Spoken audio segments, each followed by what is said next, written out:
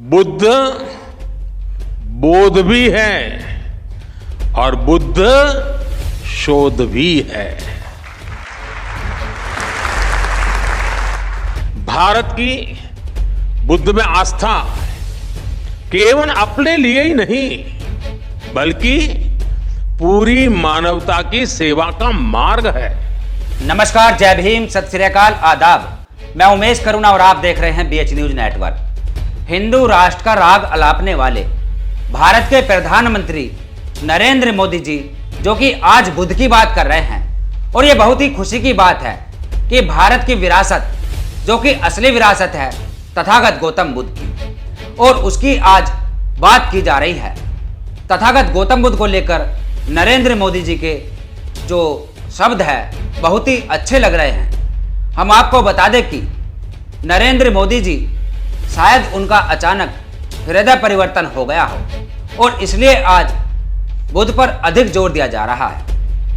वहीं मोदी जी ने कहा कि भगवान बुद्ध को लेकर मैंने पहले भी कहा है कि बुद्ध बोध भी है और बुद्ध शोध भी है, इसलिए हम भगवान बुद्ध को जानने के लिए आंतरिक और एकेडमिक दोनों तरह की रिसर्च पर जोर दे रहे हैं।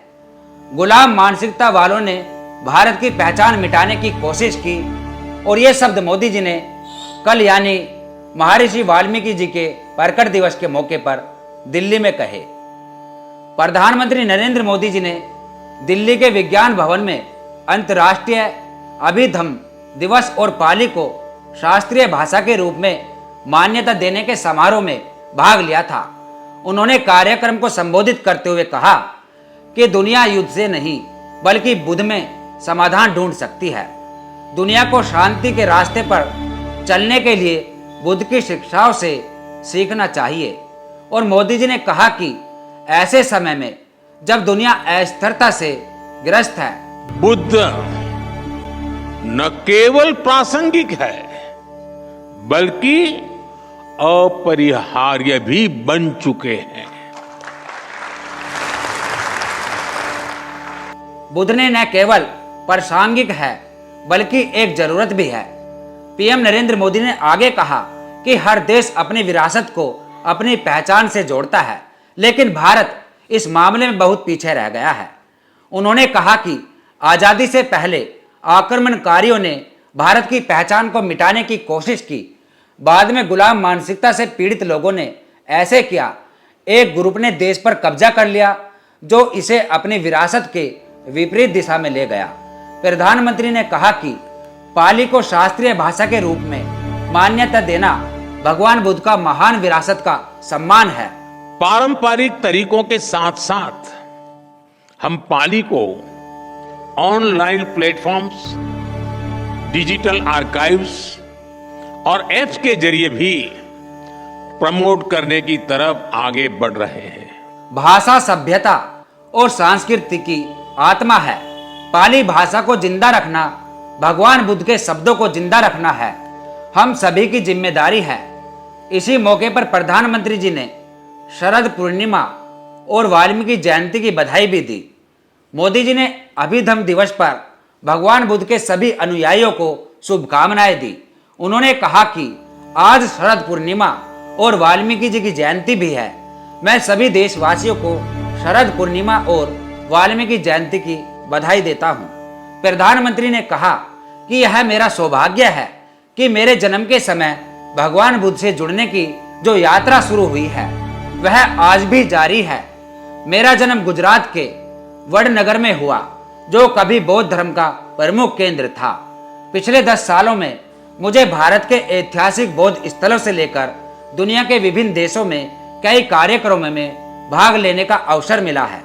मैंने नेपाल में भगवान बुद्ध के जन्म स्थान का दौरा करने से लेकर मंगोलिया में उनकी प्रतिमा के अनावरण किया। तथागत गौतम बुद्ध को लेकर नरेंद्र मोदी जी का ये जो रुख उनकी तरफ आकर्षण का केंद्र बना और नरेंद्र मोदी जी ने आज सच बात कह डाली और दूसरी तरफ इशारा कर दिया कि भारत हिंदू राष्ट्र नहीं, ये बौद्ध राष्ट्र बनेगा। बस केवल एक शुरुआत करने की जरूरत है। पाली भाषा को राष्ट्रीय भाषा यहां पर मनोनीत करने के बाद नरेंद्र मोदी जी ने एक शुरुआत कर दी है और अब बहुत जल्द भारत के अंदर जो दुनिया के देश जो भी बुद्ध को जानने और मानने वाले लोग हैं, उन्हें हम इस मिशन में एक साथ ला रहे हैं। डॉक्टर अंबेडकर व फूले की विचारधारा से जुड़े हुए लोगों के लिए यह बहुत बड़ी एक खुशखबरी है, क्योंकि जो लोग चाहते थे कि भारत बौद्ध धर्म से जुड़ा रहे और भारत बौद्ध राष्ट्र बने, तो मोदी जी ने एक शुरुआत कर दी है, एक चिंगारी लगा दी है और अब उन तमाम संगठनों को आगे बढ़ चढ़कर हिस्सा लेना चाहिए, क्योंकि मोदी जी भी चाहते हैं। मुझे खुशी है दुनिया के कई देशों में इस दिशा में सार्थक प्रयास भी किए जा रहे हैं। म्यांमार, श्रीलंका, थाईलैंड समेत कई देशों में पाली भाषा में टिकाएं संकलित की जा रही है। भारत में भी हम ऐसे प्रयासों को तेज कर रहे हैं। जो धर्म के ठेकेदार हैं, जो मनुवादी मानसिकता से ग्रस्त है, उन लोगों को मोदी जी की यह पहल काफी गलत लग रही होगी।